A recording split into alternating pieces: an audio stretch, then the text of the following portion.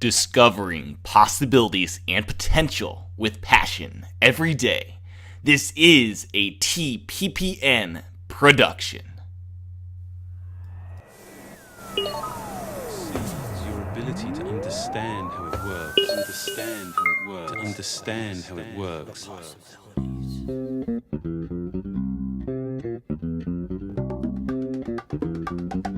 Q-tape. Possibilities Network. And 3, 2, 1. Live from Indianapolis, Indiana, this is the iPad Possibilities Show. With your host, Tim Chapman.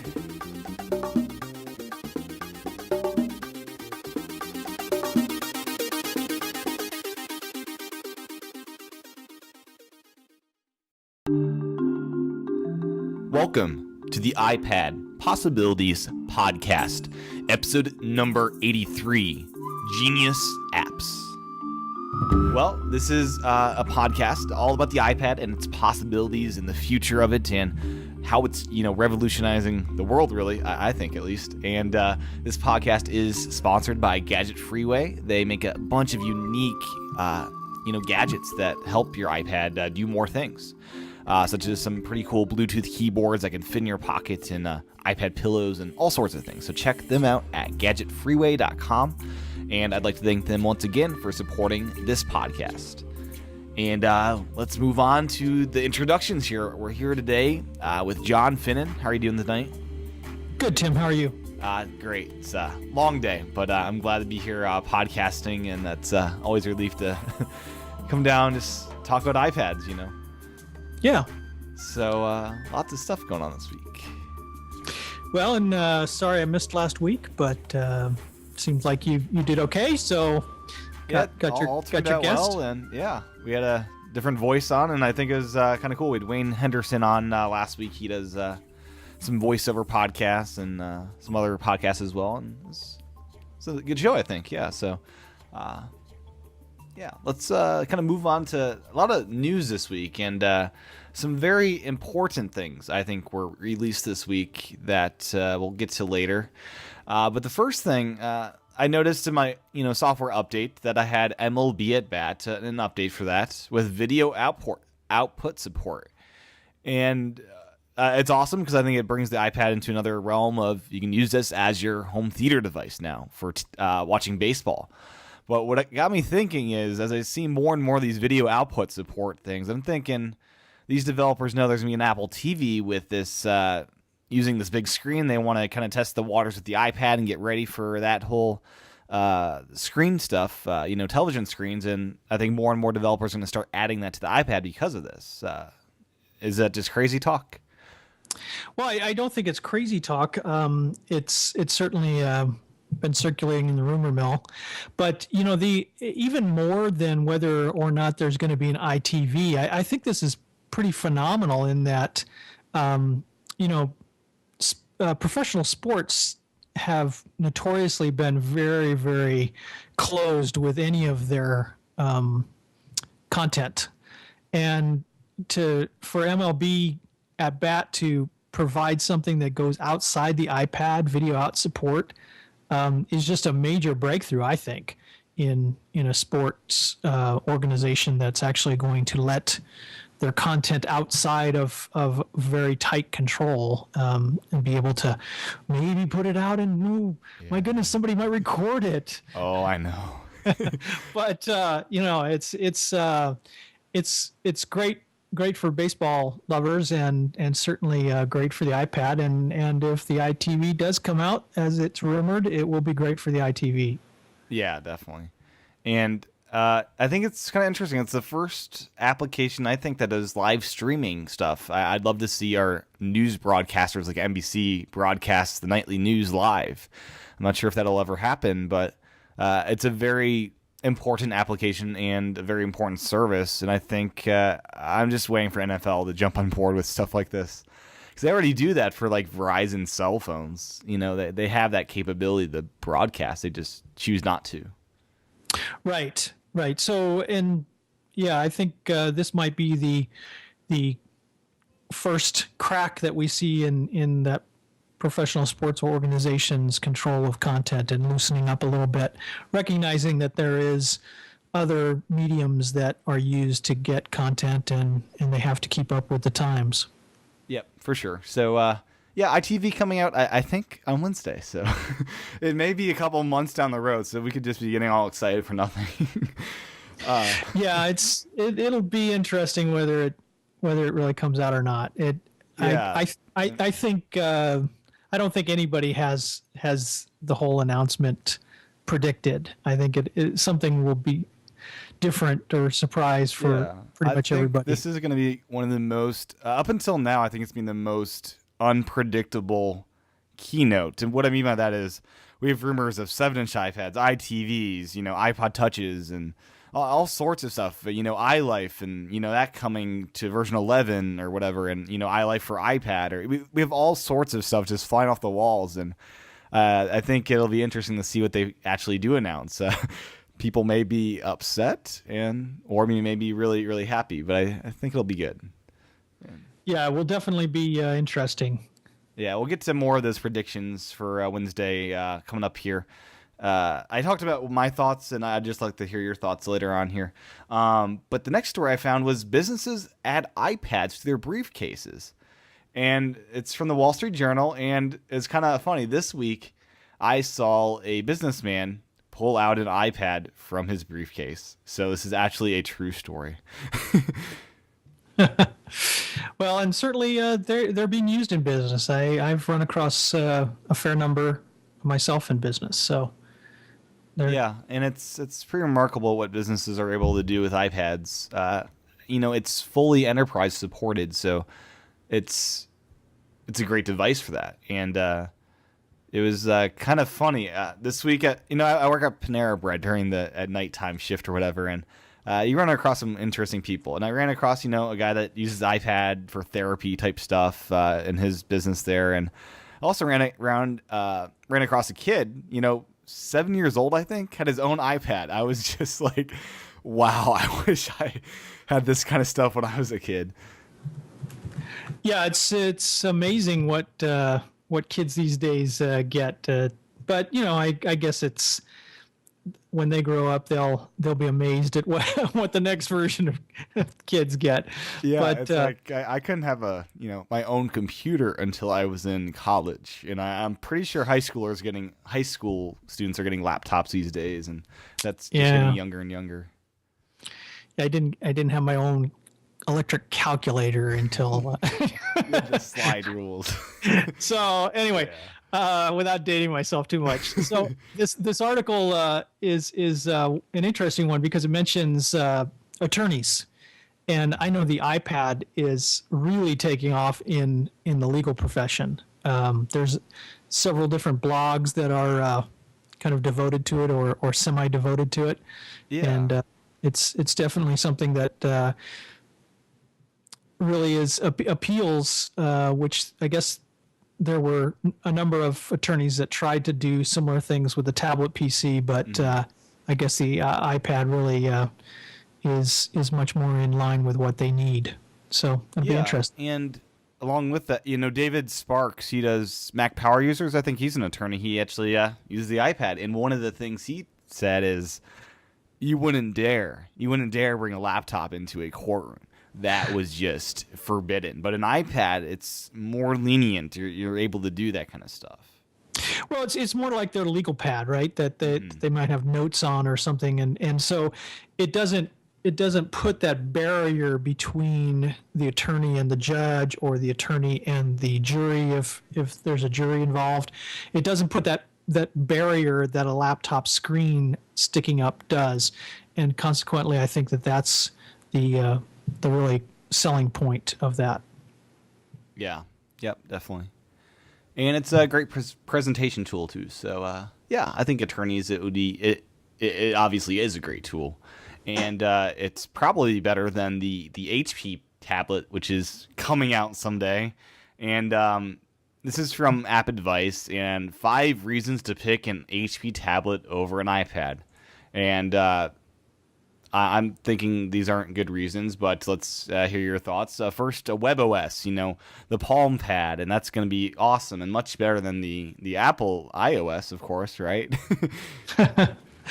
Well, I've talked to a few people who've had the Palm phone that have WebOS, and they think it's pretty cool, and a lot of people are saying that everything is going in the cloud, and certainly WebOS is great for that kind of thing. But personally, I don't see it. I don't see that we have enough connectivity yet everywhere to really take everything into the cloud. And so, yeah, WebOS can run some apps that are not connected as far as I understand it, but it's really designed for the cloud. And I don't know that. I mean, nobody gets a user interface like Apple gets a user interface, and that's just something that I don't see. Palm did well with their pilot, but since then there hasn't been a lot that they've done well with. Yeah. And now that HP has them, quite frankly, I don't see a lot for them, there in HP. HP is a hardware company, and it's not used to, while they do develop software for their hardware devices, it's not like Apple, known for its user interface and its ability to get the common person. And that's really what Apple gets with the iPhone and the iPad is really they get the common person. Yeah. And that's what makes it a killer. And I don't see the WebOS taking over that. And it's flexible enough to reach those uncommon people that want to use it in different ways, such as like productivity or music creation. It doesn't appeal to the geeks who really want to get under the hood and all. It's not a feature head person that wants this, but pretty much anybody besides a feature head or just a uber geek that just has a principle of I want this completely accessible to me. I mean it's not for those folks that want to run Linux on their desktop. And it doesn't. It's as flexible in my understanding as WebOS. I mean, WebOS has got some tile thing where you can create these website apps. But I mean, that's what those were the first apps that were on the iPhone, and certainly they still work on the iPad as well. So, I just don't. Yeah. WebOS is not the killer feature. I'm sorry. Yeah. And I'm just going to run through the other ones quickly here. So they also mentioned Windows. They'll probably have a Windows version of the Slate with Flash and all that kind of stuff. That's a selling point, I guess, for many. Well, we know how well Windows has done on mobile devices in the past. Yeah, so exactly. Enough said there. Yep, exactly. It'd be, not the best, but some people like it, I guess. Not mass market, though. The HP Reputation, which this I have to laugh at because my brother recently he got a HP tablet. He wanted that, so he got it a couple months ago, and within I think a couple days when he was using it, the hinges broke, the screen cracked, and all that kind of stuff. This is an HP tablet, and they refused to fix it for a month at least, a month or two, because they thought, hey, it's your fault that you broke this tablet, which is supposed to turn the screen upside down and all kind of stuff. And this reputation thing is like they have a terrible reputation. Apple fixes stuff with no question, pretty much. I mean, right? Yeah, I mean Apple's customer service is always winning awards. So, and I don't want to discredit HP's, customer service, and HP makes fine products, but they're not the same. Again, it's all about audience, right? Apple is used to the common man in the street who's running an iPod or whatever. I mean, that's where they started to really get into understanding how the mass market really deals with these mass market devices. And HP products, are are not mass market. I mean, a computer, a desktop, laptop, whatever, is not really a mass market device. It's not something that people use every day. A phone is, and HP isn't into the phone business. So I don't see how their reputation is going to help them in this regard. Yeah. And then the next one is their business relationship. And this one I think is the only valid, not the only, but it's a valid point that they have business relationships that would enable them to get discounts and, deals like that for streamline, large purchase orders. But at the same time, I'm wondering what price point this HP tablet could reach at $500 for the iPad and potentially lowering that cost over the next few years. I really think it's be hard to get too low for HP, even with the business relationship. Well, and I don't know where this gets them. I mean, is it because it's potentially a web OS that all of a sudden that's going to change business attitude toward tablets? I mean, HP's been selling tablet PCs for a long time, and consequently, they've had that business relationship and they've sold them into businesses, but that doesn't mean that they've sold a ton of them, and I don't think that's going to change. Yeah. Yep, definitely. So, yeah, HP's coming out with the Palm Pad or whatever they want to call it. We'll have the black pad, we'll have the Droid pad, all sorts of pads, but I think they'll fail for many years, and I don't know.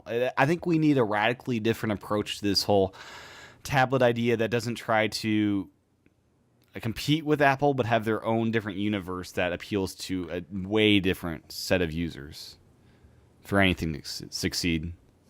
Well, and there's a place for it, right? I mean, regardless of how much I wish the iPad had, inkwell handwriting recognition out of the box, and I could write on it with a stylus as well as my finger.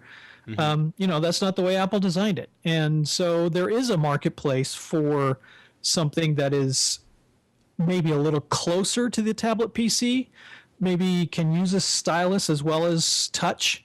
I don't think they're going to, just win over everybody by bringing out another touch based tablet or slate or pad or whatever you want to call it.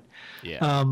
I think Apple's already kind of gotten that market, but that doesn't mean that there aren't infinite varieties of devices that could come forward and people could adopt. Yeah. Yep, definitely. So, yeah, those are the just different thoughts on, HP tablets and, competition. And, competition is good because it pushes Apple to do better things.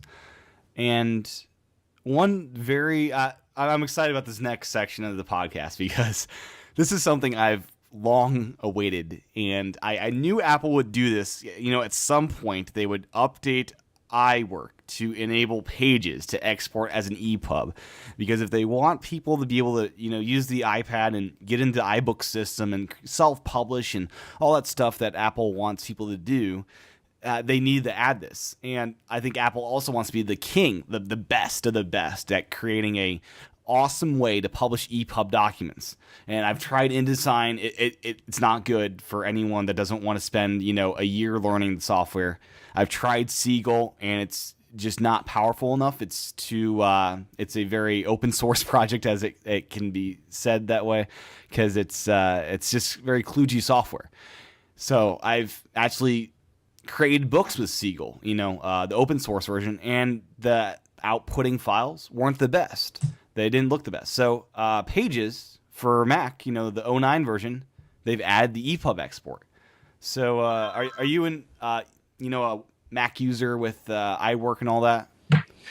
I am, and it's great that this has finally come about. Apple, I think, missed the boat in not doing this sooner. They really needed to have their own software be able to be a fantastic creation device for the iPad. So now that Pages 09 for Mac has it, it should change a number of things. We should see a ton more ebooks, EPUB books coming out, and I think it'll also help sales of 09. I think it's kind of interesting that they just brought out it as an upgrade to 09 as opposed to a new version. Not a new version. So that's good thing, I think. Yeah, definitely. And I myself started up a project before this update came out to kind of convert my library. I've got about 50 to 100 books. I'm in the process of getting over the EPUB format because I want to future-proof them. I don't have room to store them anymore, and so I've done I think 2 books. One was done with Siegel. One was done with Pages. So just yesterday I finished my Pages one, and it's just a beautiful export. They've got a template you can download and basically add to Pages, and you just say I want a new chapter. You hit chapter. There's different headings that you can use. It's all set up for copyright that you can add in there. Table of contents. It's just so easy to create ebooks with Pages now. And one thing I want to talk about is OCR, and that's kind of the essential tool to if you want to convert your books, your paper books, over to a digital format. That's going to be one of the best tools that you're going to have to figure out what works best for you. So have you delved much into OCR software, John? I used to be quite a bit into OCR and doing it straight, and I've used OmniPage, which I agree with you is an incredible tool for that. I also do OCR with some other applications that put it into more of an information manager, and I think it's something that people should really look into, because I think as you say, OCR is kind of a way of getting rid of that paper and really still having very usable documents. In fact, I find that it's so much more usable instead of dealing with a stack of paper trying to search something. So yeah, I OCR is great and very usable in most of the leading packages that offer it. Yeah. Very, very high percentage of ability to do that. And one thing I might mention is kind of a best practice that I've found is if the package that you get supports it, is do OCR but retain the original. So, the original can be retained as an image. And so if there were any mistakes in the OCR, you can still look at the original image and find out what that should have been.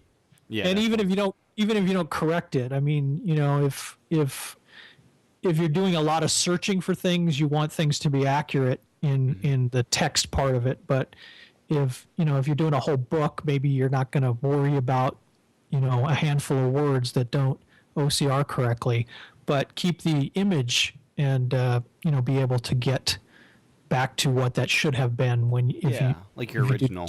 Yeah. Yeah, and I want to just kind of go through my workflow for OCRing a book if people are interested how to do this for themselves. Well, the first step is obviously get rid of the binding of the book. Now, this may frighten people, but you're going to be throwing away your book at the end of this because otherwise it's painfully slow doing the flatbed scanner way. So you rip the binding. You just scared book aficionados. Oh, I know. But yeah. So yeah, you're going to be destroying your book in the process. So book people must also love this for the fact that, hey, I still only have one version of this book now. It's not like music where you get to keep both. So you rip the binding out, and then I use a ScanSnap S300M. It's just a document scanner. So you want to get a document scanner, and then you just scan it in using whatever software, and get a decent DPI so it turns out good. And then and I just scan chapter by chapter this way. And then the next step is really OCRing the documents. And I wanted to compare 3 different tools I tried with this. The first was Evernote, and I did half the book with Evernote, and I thought that would be the best way, and I was very wrong. It's very usable using Evernote. I'm not sure if you've played around with their OCR software with Evernote, John. Have you messed around with that at all? Not too much. Just the fact that I can search for some things that are like handwritten in Evernote. That I find very useful, but no, I haven't really done a full OCR kind of thing with Evernote. Yeah. the downfall I saw in it got the words all right, but with Evernote, it wasn't smart enough to detect that, hey, it's doing a D space O space W space N. It wouldn't recognize, it wasn't smart. It was just getting the text, but it wasn't recognizing when words were there and when, hyphens were there to combine different words across the line break or whatever. And it gave you the text, but it was it took a long time to work with the text to get it perfect. So it's very usable. It's a good free solution. It takes a ton more time to get the document looking good at the end, though. The next one I tried was OmniPage, and this one I was very impressed with. It was $500. I got a little trial version or whatever, but it was $500 or whatever to buy the full software or whatever. And I was amazed that it got rid of that hyphen between the different line breaks. It got rid of the spaces between the words, so it was a very usable format of this text. Yeah, OmniPage has been in the game for a long time, and they really have it down. Yep, they're about the nuance guys, the same guys that do the speech software or whatever, which is kind of interesting. Yeah. And so I was really in love with them, and I used that software for the rest of the book I did with Pages, and it was so much faster. And I thought that was going to be the best way to go. That's for sure the best software out there from the Mac. And I was wrong. I've owned Fine Reader Express for the Mac for about a year now. And funny story about this. I thought it was just terrible software because the way I did it was I converted the PDF to another PDF with just a text overlay. And kind of a lesson, I'm not sure if you've experienced this, John, at all, is the OCR actually works better if you just say convert the PDF to a text document, because that way it's not trying to match it up with something else. It actually gave me different text with the different output options. Have you ran across that? So do you mean you're not telling it to try to keep the exact format of the document, but just get the text out of it? Yeah. No, I haven't done that too much, but it makes sense that if it's just trying to get the text out of it, it's going to work a little better than still trying to keep it in the same format of multi-column or whatever. Yeah.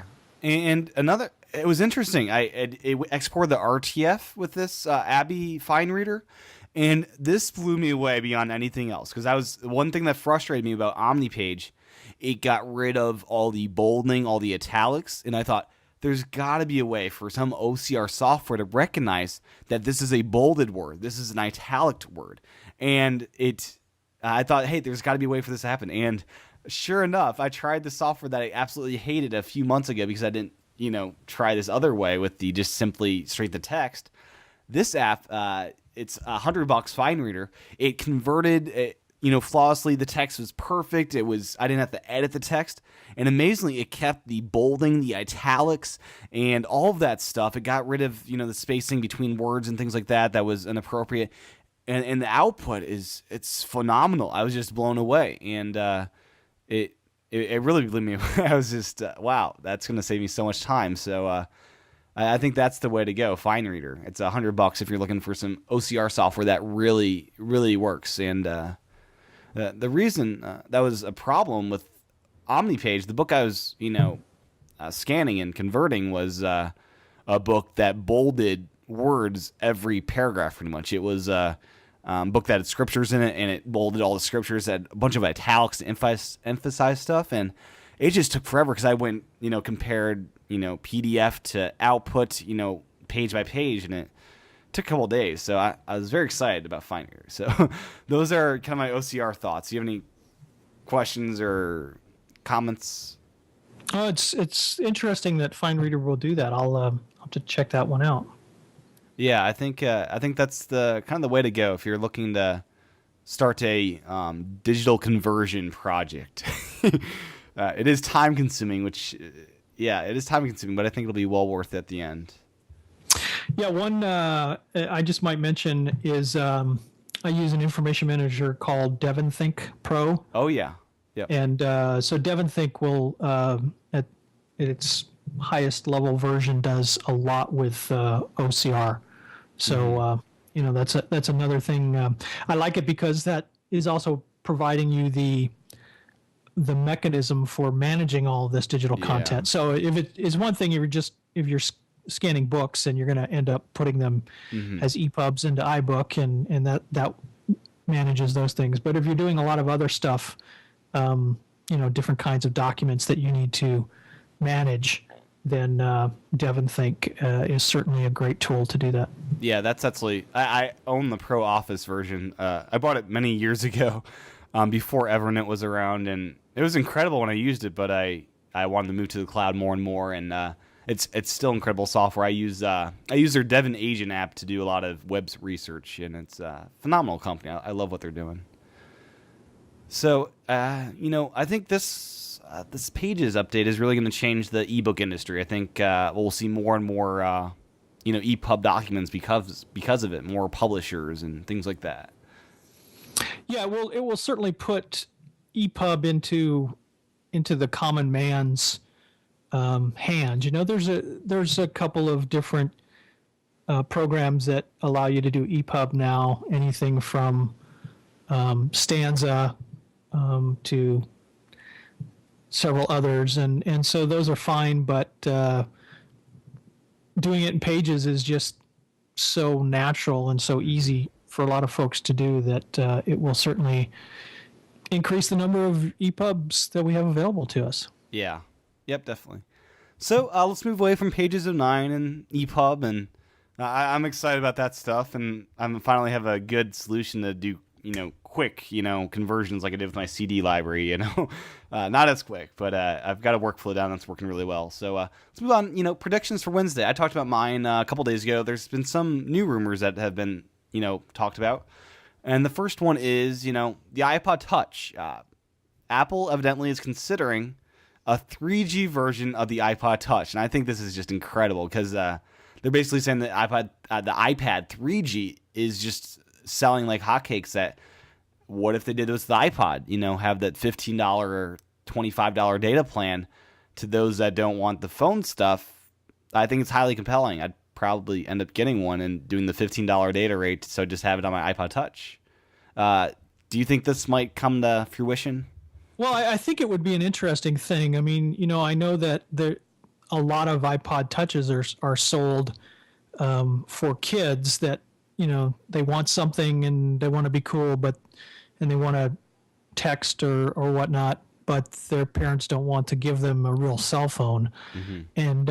And certainly, I guess I'd have to analyze the reasons that their parents don't want to give them a cell phone. Is providing the iPod Touch with 3G also doing the same thing? If it's a lower bill, right? It's a lower bill, certainly. But the question is it? It wouldn't text either, though.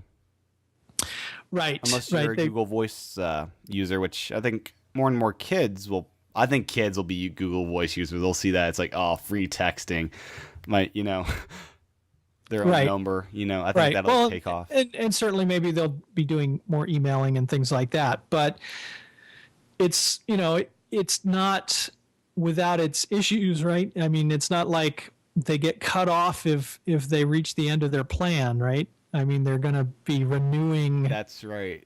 And so it's like, well, if you were afraid of them going over their budget or the budget you've established for them on a phone, especially with no unlimited data plan anymore.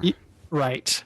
So I don't know. I mean, I think it's natural. I know there are a number of people that I've met that don't like using the phone part of their cell phone, mm-hmm. and they just text and Twitter and email, and not a whole lot of phone stuff. And it'd be cost efficient upgrades outside of contracts this way too. And I'm just curious what the form factor is going to be. I know there's going to be a front. I don't know, but pretty sure there's front facing camera. I'm just curious about the form factors. They've always had a much different look than the iPhone. So I'm curious, are they going to start merging what these look like? Or perhaps will they make it look like an iPad mini, right? They have that aluminum back like the original iPhone and kind of make it look like an iPad, just smaller. I don't know. Could that happen? I don't know. I think it's a safe prediction to say that there will be new iPods and probably a new iPod Touch. Whether it's 3G or not, that's kind of up in the air. But I suspect that there will be an new iPod Touch, and it will have probably a front-facing camera like the iPhone 4. Yeah. It just seems natural that Apple follows that kind of path. Yep. And do you think iOS 4 for iPad, beta next week for developers, is that happening? I hope it is, but I don't see that kind of news tied with this Apple announcement in any way. So Okay. if it happened, it would just be, a interesting little thing that So I was think, off on the side. when they do their updates at the beginning of the show or whatever, their keynote, they could say, we've sold, 20 million iPads and, all that, and say, hey, we've talked that, iOS 4 is coming this fall, and today developers go download it, play with it, move on, See, they only do that, I think, in a developer kind of keynote. Yeah. Unless they have big stuff to announce about it, like features and stuff, perhaps. Yeah, I don't know that they would muddle the waters with Yeah. that right now. Sure, they I want think a it. clear image or a clear story of what the show's about. Yeah, definitely. Yeah. Okay. Do you have any other thoughts, predictions, or what do you think's going on for? I guess my big thought is it's going to be something that is going to surprise people. Yeah. I don't know what, but it's something that is going to surprise a lot of people. So maybe it's that ITV, and while some of us have heard about it, there's a slew of people that have not heard about it, and they will be surprised by it or whatever else Yeah. they do. The They'll- interface mechanism, I think, will surprise everybody because no one has any idea. People are saying that the magic trackpads can control the ITV. That's ridiculous. It's not for that. yeah. So I think that's So- just the interface mechanism is going to be just how they're going to do this. Yep. Yeah. So, So Wednesday, and I'll probably I'll do a show on that. Definitely what's announced. I'll relate it as much as I can to the iPad and how it relates to the iPad, and put the iPad spin on Wednesday's event.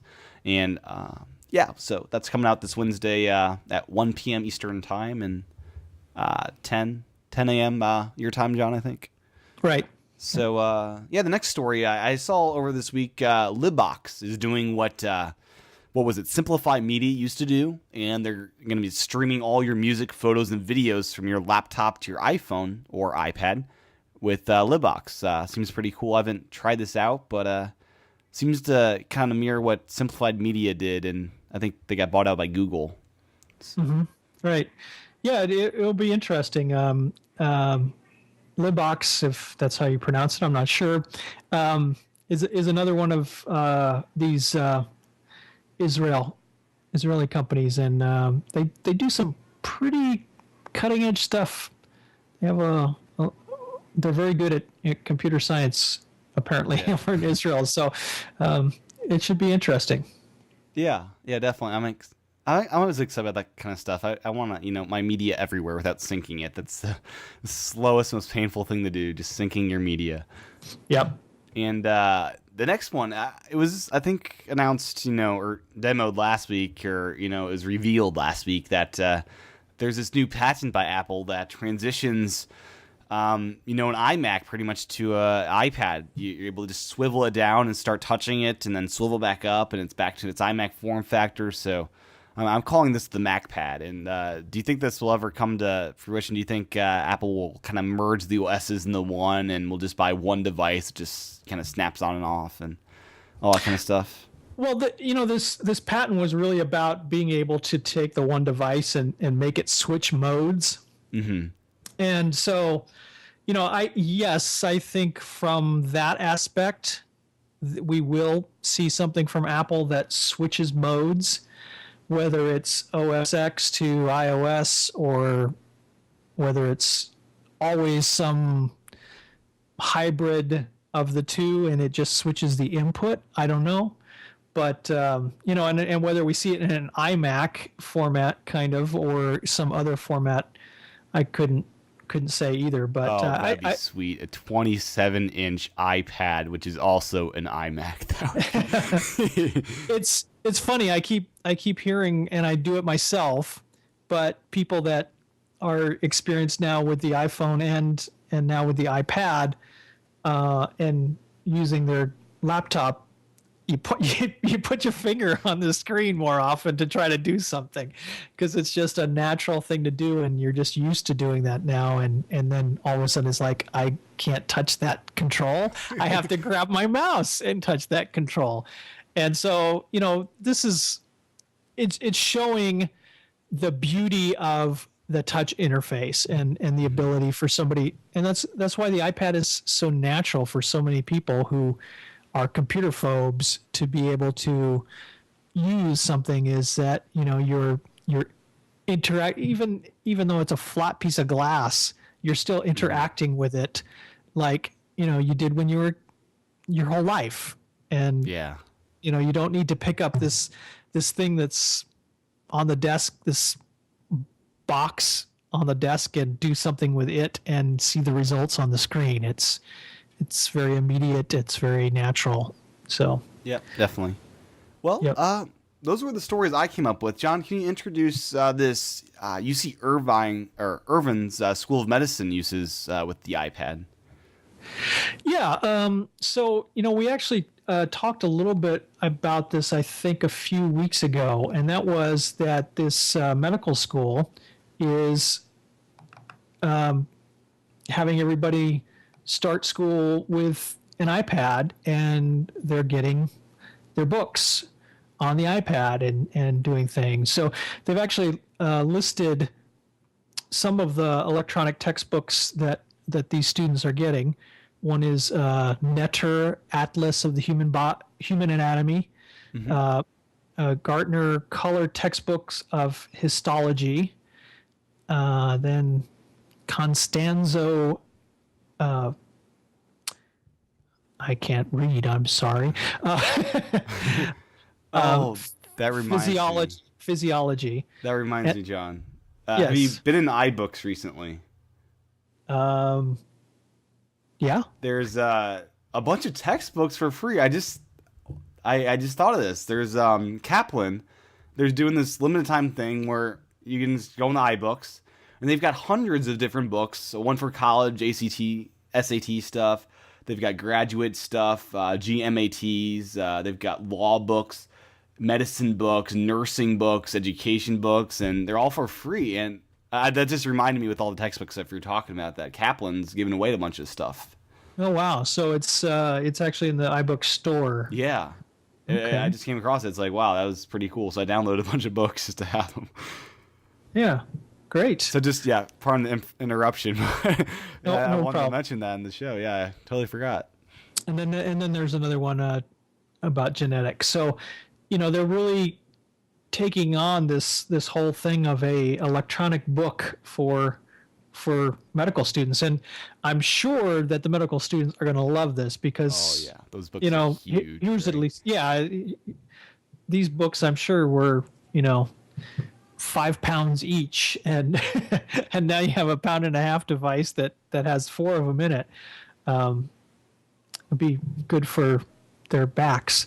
So anyway, Oh, yeah, definitely. yeah. So it's the University of California at Irvine. Yeah. So Very cool. And MiFis are, going more and more mainstream. And the next story you found here is $40 a month, unlimited access to 3G on Virgin Mobile's network. So you have that Wi-Fi only iPad, and you have that new iPod Touch, which may not have 3G. It may have it, but $40 a month for 5 devices at the single time. That's pretty cool. Do you know Virgin's network? What's it based off of? Is it Verizon, or how's it? I think it's if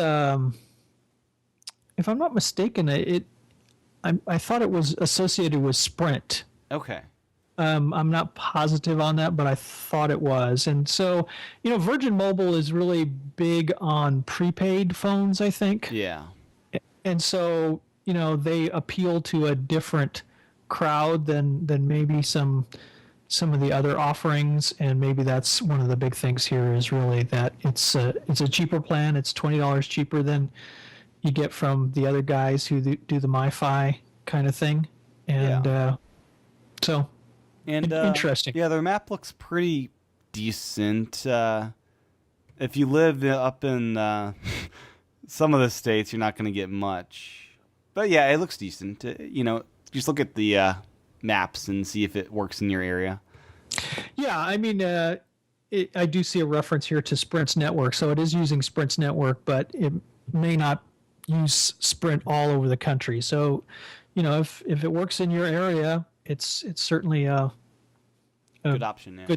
good option. It's only, I'm happy that I have the $30 unlimited plan on my 3G iPad, but this is only $10 more a month, and as you say, you get up to 5 devices in it, and Definitely.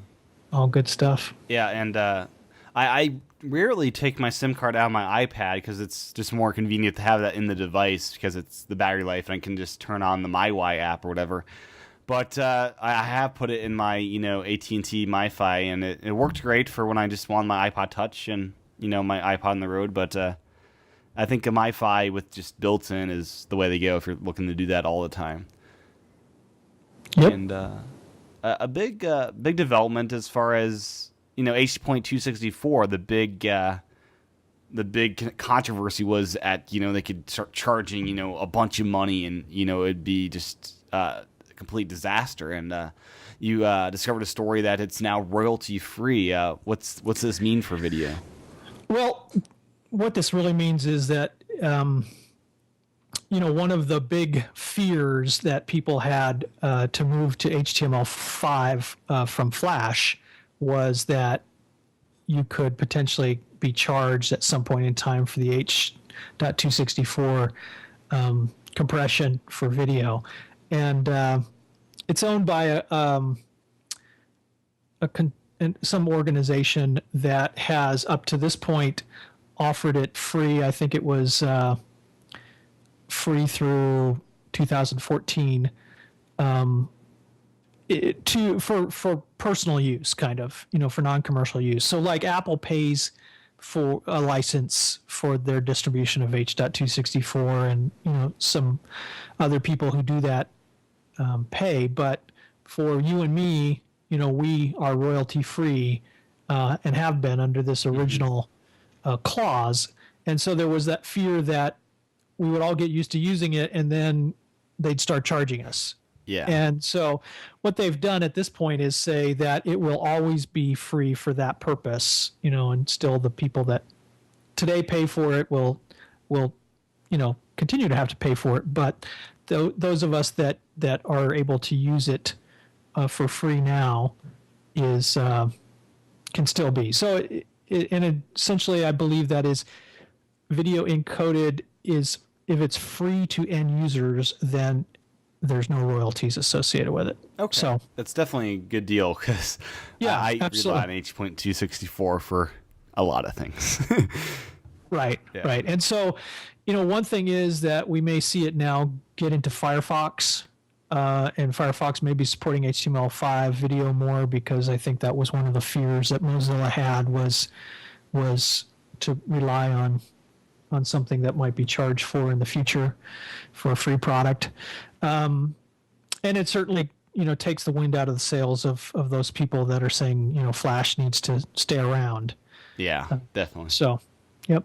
So with that, let's move on to the we started last week, or I started last week with Wayne, is the ridiculous story of the week. And this is Microsoft page curl patent could hurt Apple's iBooks. And the ridiculous part of this is, how could you patent this, which Apple's already done? They've already implemented this beautifully. And I also don't get how you can patent basically just copying what you do in real life with a real book. That just seems ridiculous that software can be patented like that. Yeah. Well, this is yet another case of the strange and unlogical things that happen in the patent office. I mean, there people have with illnesses have had their parts of their body that are ill patented by medical companies that have come up with cures for their illness. It's crazy some of the things that are patented, and so in many respects, I don't really think that this would have any problem for Apple, because I'm sure that there are Apple patents that Microsoft technology kind of could be challenged with, and that's what a lot of these large companies do now, is they patent stuff just so that they can't be sued by somebody else for something else that they have. But it's still just a crazy thing that you're gonna patent a curling of a page, and I don't know what I did not see. Oh, they did it in 2009, January 2009. The iPad came out. Yeah. I mean, yeah, so it was before the iPad, but I think there were other cases of something like a page turn. And correct me if I'm wrong. Oh, Stanza had that feature before the iPad came out, I believe. Right. Correct me if I'm wrong. Don't you have to defend patents if you want to have them upheld ever? Right? No, that's more trademark. Okay. And copyright. Patents are, I think, a little bit, and I will just disclose I am not an attorney, especially a patent attorney. I have no idea. But I believe that patents are a little bit more lenient on that. Mm-hmm. So, if some small company does something in violation of your patent and you don't get around to suing them, you can still go after somebody big right away if you wanted to, or I don't think you have to be as tight on them as you are with like trademark and copyright. Okay. So yeah, you can be, I think, a little more selective on that. But well, again, I think both Microsoft and Apple have hundreds, if not thousands, of patents that are probably being violated by somebody, and they don't do anything about it. So. Yeah, I'm sure they do. And the last story, I saw this earlier this week. You snagged it here for the show notes, and that is this iPad Folio with an integrated Bluetooth keyboard. And upon looking at it, I didn't like how it looked. I liked the clamshell case that I saw earlier that turned the laptop into like one of the early edition iBooks, whatever you call them, the original iBooks, the clamshell laptops from Apple. Right. But what are your thoughts on this? I don't like so how this looks. The clamshell device made me think much more of the eMate, which you're very familiar with. Yep, definitely. And in my mind, it made it too much like a laptop. I like this better, at least from the pictures I've seen of it, because it's a case with a keyboard in the case, and so you can either fold it over and ignore the keyboard, and just use it as a book style case, or you can fold it a different way and use the keyboard, and it charges with the same cord as the iPad, so that makes it useful that you can recharge its batteries. But I'm interested in it. I think it's an interesting product, more so in my mind than the clamshell. But I'll give it a shot. I think I have a sweet spot for the eMate form factor, I guess. It's apparently sold out of stock very quickly after coming out. So it's I'm sure it's in hot demand. Yeah. And I always wanted, like, when the iPad came out, it's like, what if they made this with a keyboard built in? And that's what the clam case was, because I wanted, let's have an eMate of the iPad era, and I think that clamshell case does it. So yeah, right. I'd be interested to see if anyone would be able to finagle a way to use that dock connector to like the keyboard dock. If there's a way to do that with these cases, I'm not sure how feasible that would be. Yeah, be interesting to see. So, yeah, let's move on to the title of the show, and that's Genius Apps. I thought it would be fun to kind of just discuss a couple of the apps that we've just just browsing through the selections that they recommend for us and see if there's any good ones that they recommended or some unique ones.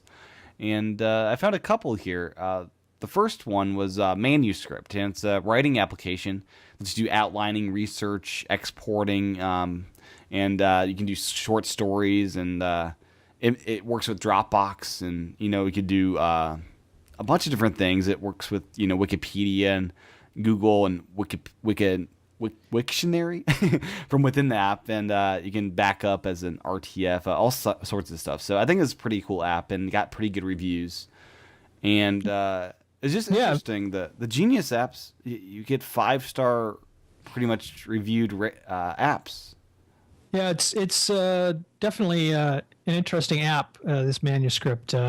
Looking at it, if it wasn't $9.99, I probably would already have purchased it. But I'm seriously considering it. I don't know if I don't think I've mentioned this before, but I'm somewhat of an amateur fiction writer, and November is the National Novel Writing Month I event. had no idea.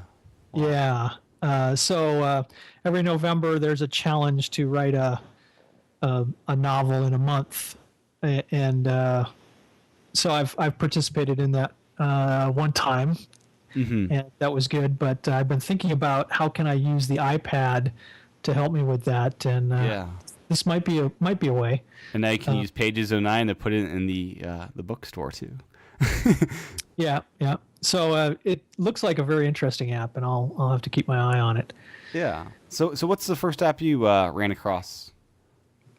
So I thought that the Genius thing, and I have to thank you, Tim, because I didn't even realize this Genius thing existed in the iPad app store. So it was kind of interesting to me. So I just kind of took the first group of 6 that it presented me and just kind of looked at these apps, and the first one it suggested to me was Stando Food HD free, and it was actually the free version it looked at. And so I looked at this, and I guess it tells you there in Genius what you have on your iPad that made it pick this. Yeah. And so that's always entertaining. Yeah, it is. And so we rule apparently because I open it up a couple times a day, because you harvest those crops. Yeah, there were several apps at the top of the list that were associated with that, but the Stando Food HD, not for me, I don't think. It kind of looks funny how to make fast food or whatever. Not high ratings.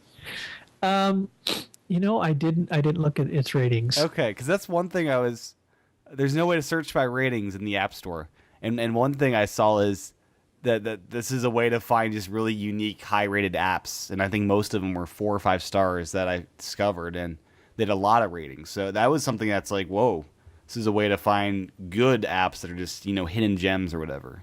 Right.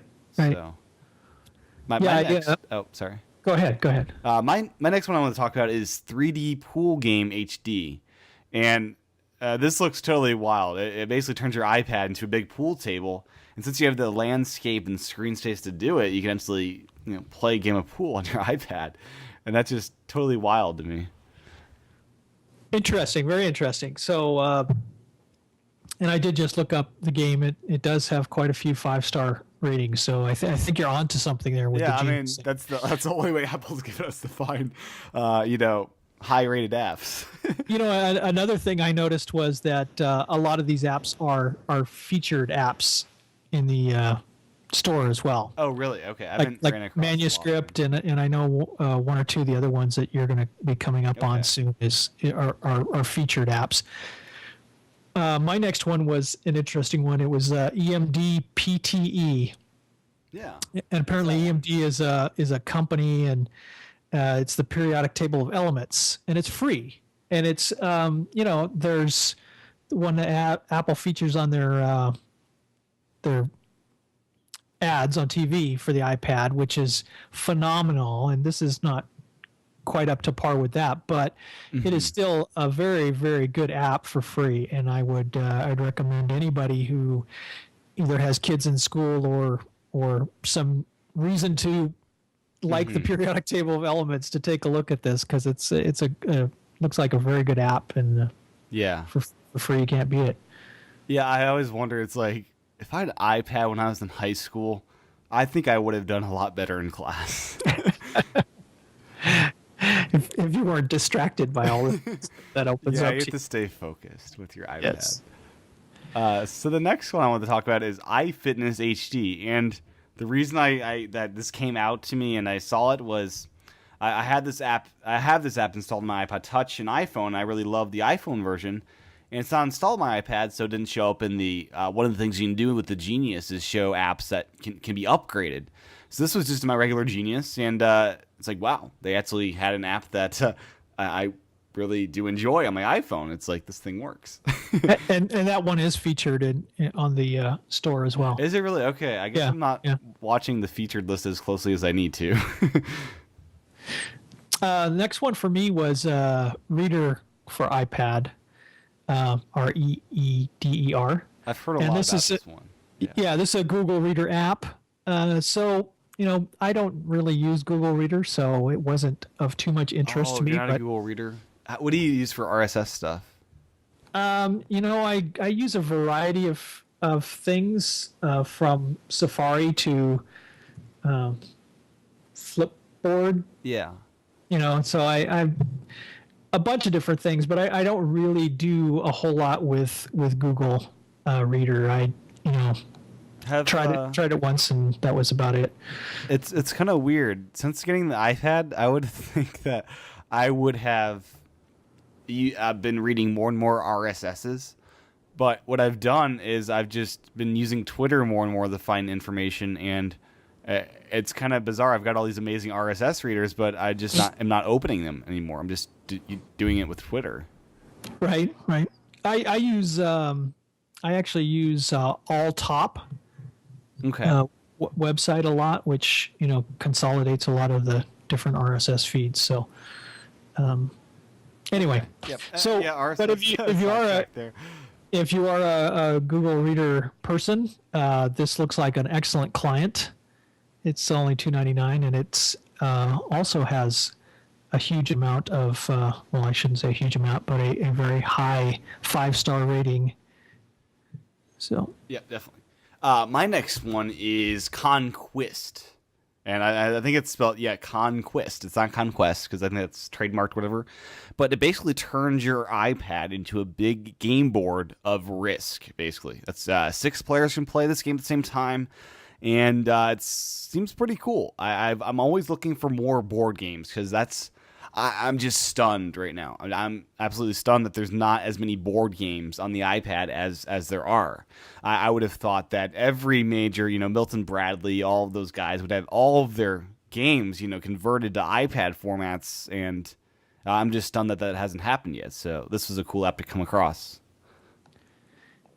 well, it's interesting that you got this and I didn't, because because I have another app that I play sometimes that does is similar to Risk like this, which I'm trying to remember the name of, and it's not coming to me. Yeah. And I've tried one or two others, and have not found one that was really good. So this is very interesting to me. I'm gonna have to check this one out. Later in your pages, maybe. I don't know. Yeah, might be. So my next one is Osmos for the iPad, which is a very cool game. Has apparently quite a following when it came out, I guess, on the iPhone. And I've looked at this a couple times, almost purchased it, but haven't yet. But it is certainly a a very cool game, and certainly if I hadn't heard about it before, I would have been very interested having this come across my desk. Yeah, definitely. I just might mention that Conquest is currently 50% off. It is. So grab it now while it's hot. Yeah. So the next one is Next Thing. And this one is, if you're not an OmniFocus guy, I know not everyone is, and it might be out of your price range. Next Thing is a pretty cool app that just tells you, hey, what's your next thing to do? And it's a task manager for just simple, I want to do things on certain days of the week. And it looks like a beautiful application and something to check out. It was kind of a nice one to throw in there. I think a lot of people will benefit from that. Very cool. So the next one I had was Horoscope for iPad. And one thing I just have to say is I'm surprised that Horoscope was a name that somebody could get this late in the game. Yeah. It wasn't already snatched up a long time ago. But Horoscope for iPad looks like a very interesting little app if you're into either Western horoscopes or Chinese horoscopes. They have them both, and so it's looks like a good implementation of horoscope for the iPad. Very cool. And did you want to talk about any of the other ones? I think we should move on to picks and stuff like that. Yeah, let's do that. Okay, cool. Are you ready with your picks, or do you want me to launch it off here? Why don't you launch it off? Because I don't have many this week. So. Okay. Well, in my search for Genius apps, I found two that were actually part of the Genius apps, but I wanted to just use for my picks of the week. I think that's fair game. These were two free apps that I discovered, and the first one is pretty remarkable if you are an eye doctor. So I know we probably have at least one eye doctor in the listener base here. But it basically turns your iPad for free into a board. You know that board that you look at. Do you have glasses, John? Or yes. Okay. So you're familiar when you go to the you have to read the the different letters that get smaller. See, eye chart. Yeah, the eye chart. Yep. And it's called iChart Pro, so that should have made sense. But it basically you just get this eye chart, so you can use your iPad to test your vision and see how well you can actually see things. And you can randomize it, so it's different each time. You can turn it into spelling versus, I think it's e-charts, where it's different E's. I don't know. I'm not a, eye doctor. But you can also upgrade for, I think it's like $5, the full version. And then that includes a Landalt chart, mirror feature, which a lot of, use mirrors and stuff in the whatever, the office, and you're able to resize it. So very cool iChart Pro. So check it out, and I think it's a cool app just to demo the friends. It's like, why would you need an iPad? Well, if I'm a doctor that, needs to test eyes, I can do that right here. So that's another cool use case. Okay. And let's see. I got one more. Kind of bizarre that, I don't know, it was free. It's like, yeah, it's a cool thing to just show off. It's like, hey, I've got my art chart right here. The next one is Skywrite. And this is a free application that you basically have this plane that's flying around in the sky. And very simply, you just draw your finger where you want the plane to do the smoke clouds. And I know this is there's a paid version of a similar app to this, but this is totally free. It's Skywrite, and it's pretty cool. It's totally free. You just draw where you want the plane to go, and it goes there and paints its picture or whatever, and very realistic. My mom thought it was a screensaver when I was playing with it for my iPad, So it's a pretty cool app, and that's Skywrite, totally free in the App Store, and check it out. Okay, so I just have one pick here, and it's a little app. It's also featured in the iTunes Store, and it's called Manage, and it's a task list. It's kind of interesting in that, well, first it's very pretty. It's a beautiful interface, and then the other thing is it uses kind of this very much a desktop kind of metaphor, where you have actually highlighter pens shown there, as well as some regular like ballpoint pens. And what you can do besides putting in new tasks and putting in due dates and things like that, you can actually select a task. And this was a little difficult to understand at first, so I actually had to read the built-in, the initial task list to understand how to work the task list. But you can, when you select a particular task, you can actually then use the pens on it to highlight it, which will set a kind of a priority. Yeah. Or you can like underline parts of it with a pen or scribble on top of it, and it's kind of interesting. It's kind of neat to be able to maybe use a task list like you would a paper task list, where you might have all your tasks listed there, but sometime during the day you're going to be putting some little scribble next to one because, oh, I can't do that today. I have to wait for so-and-so. And you can quickly kind of scribble that onto your task list. So I actually bought it, and I'm going to play around with it because it looks fun, if nothing else. Yeah, I was looking at the screenshots there, and it's another. This is a good episode for those looking for OmniFocus alternatives, and this is just another way you can manage your tasks on your iPad if you need something perhaps a little bit less powerful but more homey with the scribbling and stuff that might come in handy. Yep. Yeah. Very cool. So with that, let's move on to where you can find more information about this show and John and what we're all up to. If you want to find out more information about this show, just visit the iPadPossibilities.com, or tppn.tv is the whole network if you want to find out some other shows I'm doing. And John, people can find you on Twitter, is that right? Right, at J Finnan. Okay, awesome. And if you'd like to leave feedback, I've been getting a lot more since I asked for it last week, and that's awesome. I want to hear more from you, more recommendations for shows and more voicemails and all that kind of stuff. I'd love to do an entire episode just answering questions and voicemails and things like that. So you can call in your feedback on your cell phone, your iPhone, whatever it is, the 209-542-iPad, which is 4723, and then email in if you want to at iPadPossibilities@gmail.com. And if you'd like to support this podcast, simply go to gadgetfreeway.com.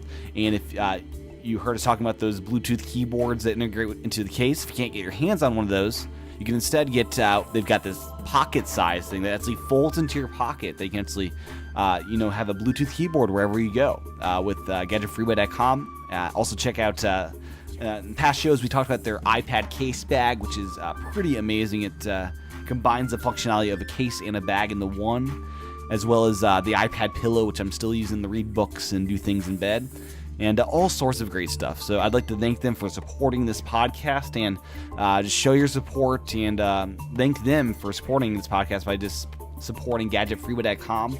And another reminder, 10% off if just visit gadgetfreeway.com. Any product, 10% off for a full month. I think it's till the 24th. I'm not positive on the date. It's until the end of next month. So 10% off for a full month from last week. So check it out, gadgetfreeway.com. And I'd like to thank them once again for supporting this podcast. And with that, let's just say that you've been listening to the iPad Possibilities podcast. This has been Tim and John. And we will talk to you again next week. Have a great iPad week.